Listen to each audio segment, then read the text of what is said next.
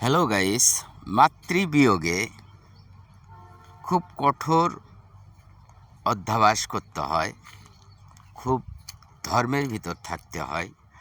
মা বাচ্চা হলে যেমন নিয়মতান্ত্রিকের মাঝে থাকে, সে বিছানার বাহিরে থাকে, মেঝেতে বা উঠানে গিয়ে বিছানা করে দেওয়া হয়। এক কাপড়ে স্নান করে সেই কাপড় এক সাইডে শুকিয়ে আর এক সাইড পরে থাকতে হয় এবং সেই সাইড শুকিয়ে গেলে আর এক সাইড পরতে হয়। এই রকম খাবার বেলাও বিধিনিষেধ অনেক মানতে হয়। যেমন আপনার এক মুঠো চাউলে শোলা দিয়ে রাঁধতে হবে একা একা। যেহেতু মুখাগ্নি করেছি আমি, সেহেতু আমাকে একা রাঁধতে হয় এবং সে সময় কেহ কথা বললে, কেহ ডাক দিলে আমার সেদিনের রান্না বা খাওয়া নষ্ট। খাবার সময় ডাকলেও, আমি কথা বললেও সেটা খাবার নষ্ট হবে বা ওই দিন আমার খাওয়া যাবে না। সারাদিন অন্ন বন্ধ হবে, কিন্তু ওই ফল খাওয়া যাবে। আর যেটা হলো, এই এক মুঠো ভাতে যেভাবে ঢালতে হবে হাঁড়ির থেকে কলার পাতায়, একবারে যেটুকু পড়বে সেটুকুই খাইতে হবে, ইহার অধিক খাইতে পারিবে না। যাহাই পড়িবে, যেটুকুই পড়িবে সেটুকুই সেদিনের নিবেদ্য। এভাবেই আমরা চলছি। আমি আপনাদের যেহেতু সকলেরই প্রয়োজন হবে, সনাতন ধর্মাবলম্বীদের, সেহেতু একটু বলে রাখছি। এই দেখুন, আমার এই সাইডের সূর্যকে মেলে রাখছি। আমি একটু আগে স্নান করেছি, সূর্যকে মেলে রেখে আমি এটা শুকাবো এবং এই অংশ ভেজা, এই অংশ আবার পরে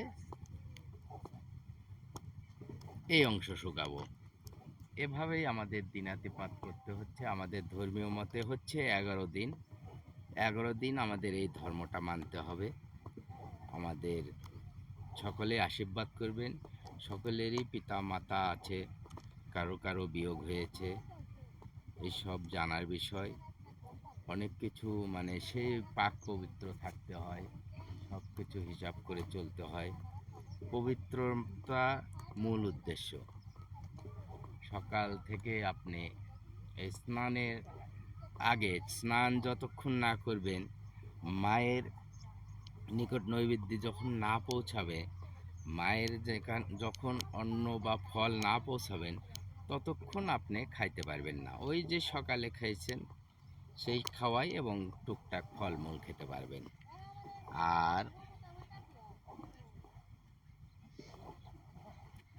ফল সকল ফলই নয়, যে ফলগুলো সুষম সেই ফলগুলো খেতে হবে। এবং ভাতের ভিতর একটি সেদ্ধ, হয় একটি আলু বা একটি পেঁপের পিস আপনি দিতে পারবেন।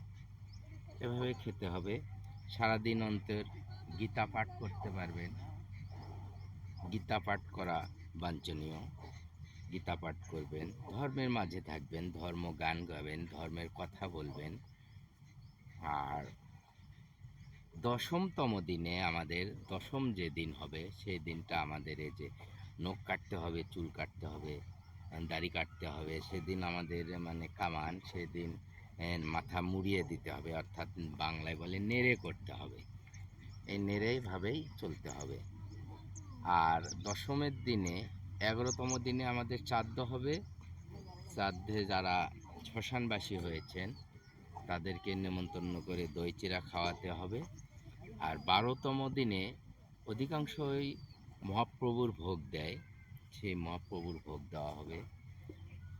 আমাদের ভাই বাদার, কাকা জ্যাঠা এদের সঙ্গে আলাপ সেরে মহাপ্রভু ভোগের আয়োজন করা হবে। আপনারা অবশ্যই আসবেন, যে যেখান থেকে পারেন এসে ভোগের অন্নটা নেবেন, মহাপ্রভুর ভোগ। এভাবেই আমরা চলছি, চলতে হবে আজীবন। সনাতনী পদ্ধতি, সনাতন অর্থাৎ পুরাতন, পুরাতন পদ্ধতিতেই সনাতন ধর্মরা চলে। এই সাইড এখনো শুকায় নাই, শুকাতেও তাও 20 মিনিটের মতো লাগে। এই সাইড শুকালে এই সাইড আবার শুকাবো, এই সাইড পড়ে।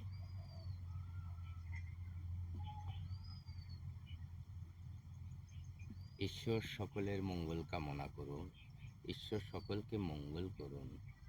মানুষ সকল জীব, পৃথিবীতে যত জীব আছে সকলেই সুখে থাক, সুখী হোক, এই কামনা করি।